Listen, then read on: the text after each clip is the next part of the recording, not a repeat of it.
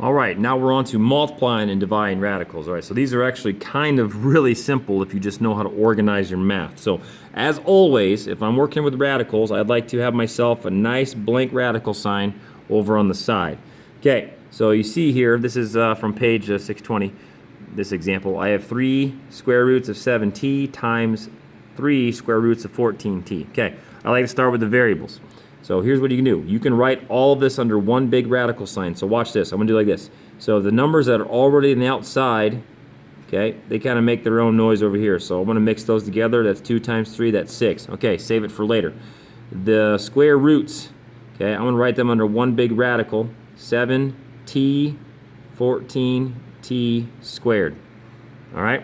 So you could multiply those together, but why? They're already broken down. Okay, that's already separated. That's all mixed together, all right?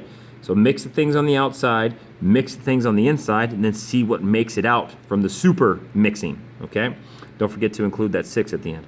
All right, so we have a single t, okay, and then we have 1, 2. So we have 3 t's overall, okay? So I guess I could rewrite it as 7 times 14 times t to the 3. Okay, again, what do you mean t to the 3? Well, 1, 2, 3, all mixed together, okay? So t to the 3 means a single t is going to make it out, and then a single t is going to stay, okay? So I dealt with you. Now what about this 7 times 14? Let's see here.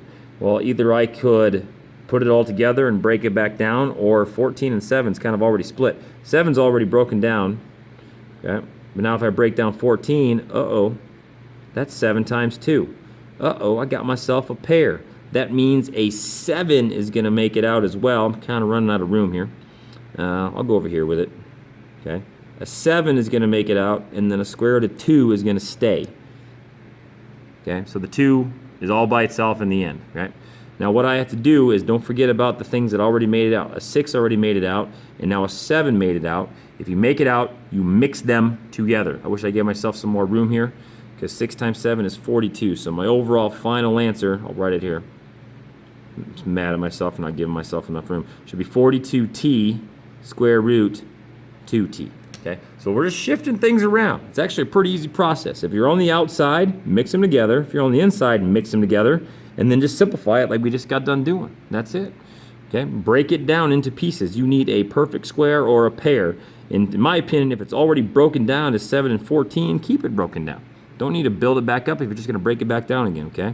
And then always, always, always, if you're mixing things together, inside or outside, multiply them, okay? So 42t square roots of t squared would be the correct answer.